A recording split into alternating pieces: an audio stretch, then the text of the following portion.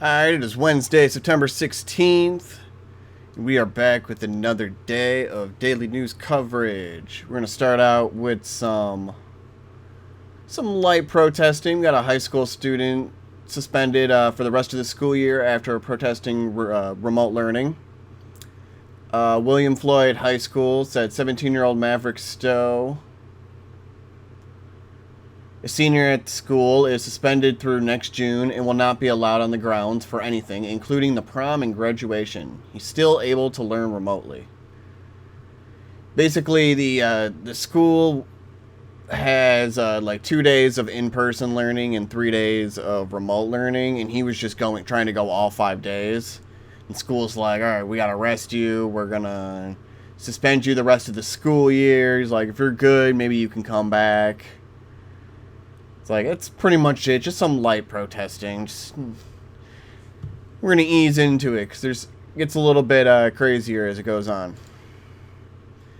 The next bit is another high school. Indefinitely suspends football players for carrying thin blue red line flags in 9/11 tribute. At least 2 Ohio high school football players have been suspended for carrying flags honoring police and fallen firefighters ahead of a recent game. School's claiming it was too political, so they wanted to just shut it down. I mean, I don't think it's really that political, is it? It's just,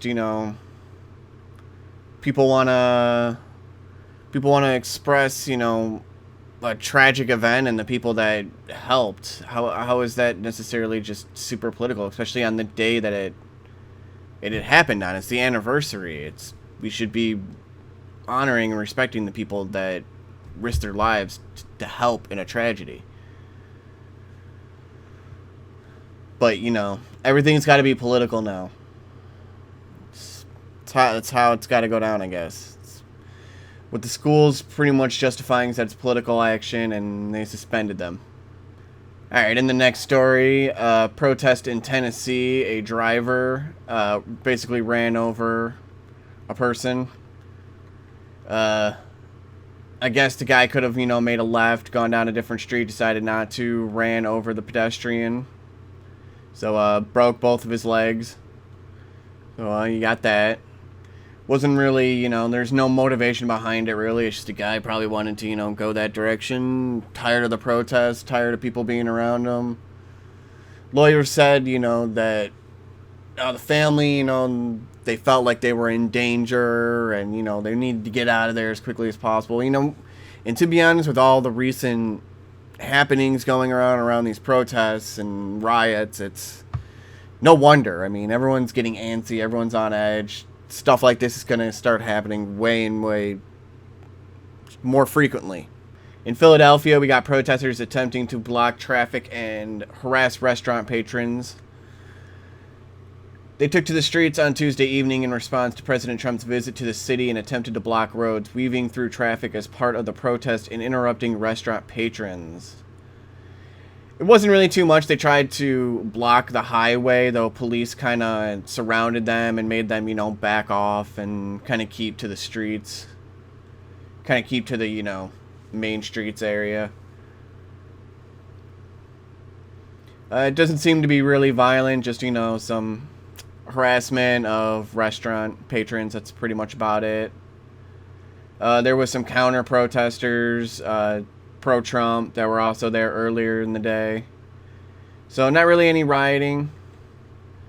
Not really. So, well, not until we get to this next story, which isn't really rioting, but it's mob mentality at its finest, where I think we all knew it was going to get here eventually, with Milwaukee man mobbed by BLM activists arrested for trying to defend his home. Activists in Milwaukee, Wisconsin staged a protest at a neighbor's home on Monday, alleging that he was racist. Police were called when the man could be seen holding a gun, and then he was arrested. The story was reported on Twitter by Kitty Shackelford. So the protest was organized by this guy, Vaughn L. Mays, who has been at other protests before and has helped incite, the burning down of a house. They were trying to the other, like, what the guy was trying to do was, like, they were trying to find these two girls that weren't actually missing, and they almost ended up burning down a house. And I'm sure this guy was known throughout the area already, and this guy wasn't taking any chances. And I'm sure, the guy who lives at this house, he was probably being vocal in the community. And hey, I mean, he's probably more of a Trump supporter than anything, and they call all Trump supporters racist at this point. I mean, he was only shown to have a Trump supporter. He had a Trump flag and the American flag outside his house. That was it. But they were saying, there was Confederate flags, and he was saying all this racist stuff around town. But, I mean, we don't know. As a nation, we don't know, because we don't know the full story. Maybe as the community, they know a little bit more. But they basically went to this guy's house, blasting lights into his window, pretty much making him fear for his life. So he was just sitting in his home with a shotgun. Like, pretty much if anyone comes into his house, yeah, he's probably going to blast them. But cops were called then because, the protesters saw the gun, so they called the cops. Cop came in, arrested the guy in his own home, and basically the protesters cheered then at that point. And, they could have started robbing this guy's house. Who knows? The guy, Vaughn Almaze, already has charges for robbery. So, who knows? Now this guy's house is just free to be, robbed. Not saying it'll happen, but, it's... Who knows what could happen at this point. So this is one of the bigger stories on protesting. Milwaukee felon and indicted firebomber a police station is leading the BLM targeting, doxing, and rioting at Trump supporters' home. That's Vaughn Almaze. So yeah, he's done a bunch of stuff. He could be a possible arsonist. There's a lot to this guy that just raises a lot of suspicions on his actions. And so what's going to start happening is, because, Lancaster, they're now getting, federal charges and, $1 million bail. And we're seeing, it was the 16 that got charged, 13. Some people say 13, some sources say 13, some say 16. So, but one of them is basically just, a sorority girl at a, ritzy college. So that's pretty much what half of these activists and rioters are just privileged college students, just with nothing to do during the lockdowns now. They're remote learning. They can do whatever they want at this point. So they just go around. Now they're just creating havoc, not really understanding what's really happening around them to the full extent. That's pretty much it on the protesting for today. At least at this point, as of, 3-4 p.m. I try to cover, what happened, last night and then what happens this morning, so. Alright, we're going to start moving on to the U.S. election. And with our first story, we got Joe Biden says Harris Biden because he thinks Kamala Harris is president. President Trump on Tuesday questioned why former Vice President Joe Biden used the term Harris Biden to describe his presidential ticket. I think at this point he even knows that she's going to end up being president after a month or two of him being in office if he's actually elected. I mean, we had the story yesterday where she said the Harris administration. She was basically confirming it too, almost. Not really, but I mean, they're getting close. They're getting antsy and they're getting itchy about wanting to say certain terms and certain stuff. You can tell. You can tell that she definitely wants to be the president. And you can tell that Joe really, really doesn't. In some of the cringe news, Joe Biden was courting the Latino voters up in Florida. Up in Florida, that's, kind of funny considering it's south, but he was playing Despacito on his phone while he was talking to him. I mean, kind of cringy there, Joe. I mean, you're just gonna. I mean, yeah, it's a popular song, but that's just pretty cringe. Why don't you just talk to him about policies and every that? Yeah, maybe just policies, because that's more important than just playing Despacito on your phone and just being like, yeah, I know you guys. Yeah. So, Trump also then tweets a doctored video of Biden prompting a flag by Twitter. President Trump shared a tweet late Tuesday featuring a doctored video of former Vice President Joe Biden during a campaign event in Florida that replaced the song Despacito with the anti-police anthem by NWA. The video shared by the Twitter user The United Spot was retweeted by Mr. Trump, who asked, "What is this all about?" Twitter flagged the post as manipulated media and linked to the real video of Biden from an event celebrating Hispanic Heritage Month. But I mean, is the original that much better? I mean, and obviously it's just a troll video, so why is... Twitter doesn't need to be going up in arms about this. Twitter's getting a little bit crazy, especially as we're getting closer to the election, and it's... That needs to, you know, be stopped relatively soon. A lot of this social media is just getting nuts with their biased and banning of a lot of people at this point. So we've also got, during an interview with Tampa's WFLA News Channel 8 on Tuesday, 2020, Biden stated that he would absolutely roll things back a little bit if there's a second coronavirus spike. Blah, blah, blah. Biden responded, "What I laid out back in March, what I suggested the president should do then. Number one, we'd have to get in place testing, same-day testing, and do it quickly. Move on it, make it nationwide, number one." Like, that's how he said it. Okay. Number two, we have to be in a position where we provide all the protective gear from these masks and to everything else that are needed for first responders, doctors, nurses, the rescue people. That hasn't been done. Number three, I would be setting the example that I've tried to set since this began of being responsible, wearing masks. I mean, really? Were you? I mean, most of the Democrats weren't. They were definitely not wearing masks and trying to push people to go to Chinatown and...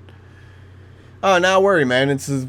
The virus was nothing, you know, back in February and March when they were saying that. But then, you know, April rolls around and the story completely flips for them. So it's... Who knows?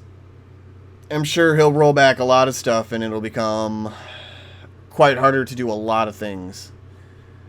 Especially since the coronavirus is now expected to affect society until about 2022, until like about summer 2022. Is like, I think the WHO was saying that. Yeah, so yeah, expect for the long haul on this, boys and gals, I guess. So we also got on Biden that a new audio released in Ukraine reveals Joe Biden trashing Trump and promising to stay involved after Trump inauguration while his son was on the dole. So a new audio tape released this morning between then Vice President Joe Biden and the former President Poroshenko in Ukraine shows Biden talking down the competence of the incoming Trump administration and declaring he will stay involved in what is going on in Ukraine after the inauguration. In the second tape, Biden calls Trump the dog who caught the car, who has no idea what to do, and Biden and Poroshenko has a real chance of making him a hero. In other words, damaging the incoming administration and making them look bad.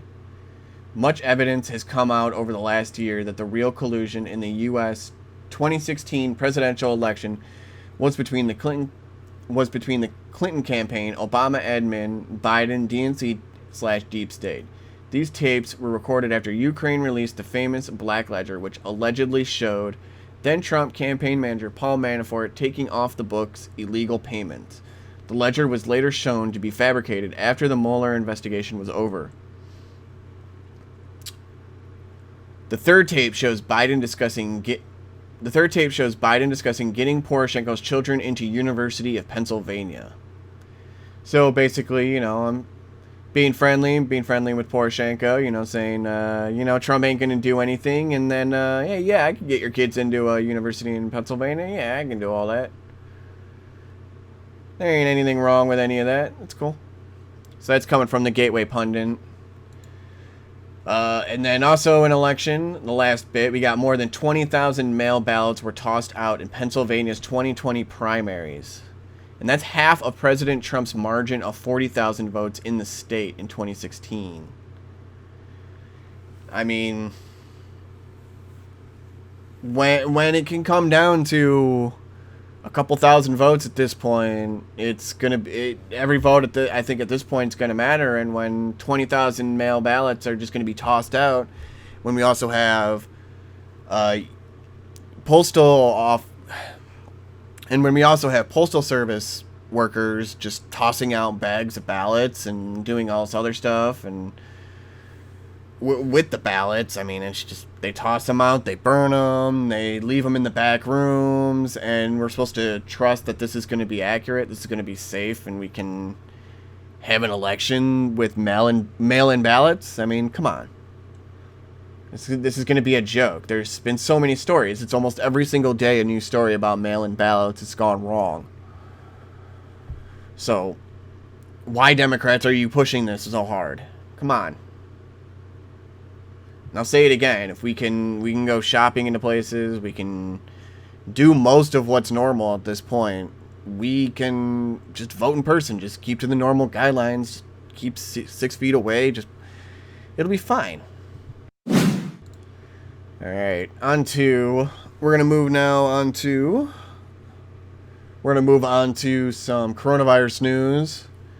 Connecticut is pretty much putting the hammer down a bit on people, saying if you just don't have a mask outside, you will get a $100 fine. Lamont's executive order also imposes a $250 fine for attending indoor events with more than 25 people or large outdoor gatherings with more than 100 people. And people who organize these unsanctioned events are subject to a $500 fine. So, the authoritative, dictatorship is coming. It's coming. It's going to be in the local. It's going to move on up, and we just need to vote all these people out. We need to change how this system works. It's a lot that needs to happen in order to fix everything. Everything in society needs restructuring. Who knows where to start? I surely don't exactly know where to start. I mean, really, it's kind of fixing some of the laws at that. It's putting term limits on everything, on, I would say, all of government. So that way it gives people pretty much an initiative to actually try within their terms. Otherwise, or they just do nothing. I mean, but there's got to be some form of restrictions on this stuff, because people are just going to get crazy. It's going to become way too authoritative, as it's starting to. We've also got black and Hispanic kids die from coronavirus more than white kids do, CDC says. Keep in mind that this is 121 deaths of those younger than 21 as the end of July. Like older adults, many of them had one or more medical condition like lung problems, including asthma, obesity, heart problems, or developmental conditions. So they already had problems. And, I mean, the report just examined 121 deaths. I mean, they could have been pretty selective on who they chose. It was 54 Hispanic, 35 were black, and 17 were white. I mean, it doesn't really... I mean, they didn't really go into it any more than that, than the 121. Maybe if they looked into more, they would have found maybe then more white. But they're just... They want to try to then claim some form of racism against... That coronavirus is now racist against people of minority. Like, it's specifically targeting them. And then they try to blame it on Trump. So then, Trump's the racist and Trump's now trying to kill them. That's how they try to play it. That's the framing of it, at the very least. But, you can definitely see through it if you look just a little bit. Just a little bit. Just start reading a few articles here and there, and you'll be like, oh, yeah, okay, this is, a lot of sketchy stuff in here. I guess, I don't know. This isn't quite true. This is pretty subjective. Okay, here's the one fact in the article that I needed, and everything else is trash. But... we also got from Huffington Post that Trump's bonker coronavirus herd mentality just claimed lights up Twitter. Over yesterday during the town hall, it's just saying, it's herd mentality, herd immunity. I mean, that's true.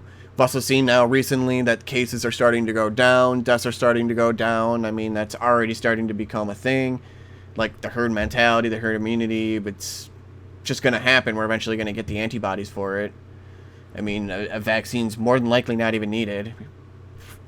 All the talk of it is just getting crazy, especially now that it seems to be like a race to get one because China's like, oh, we've got one now that's about to be FDA approved. And it's like, well, I ain't taking that. Why would I take one from China when it more than likely came from China? But I'm not gonna say for certain they actually did it intentionally or not.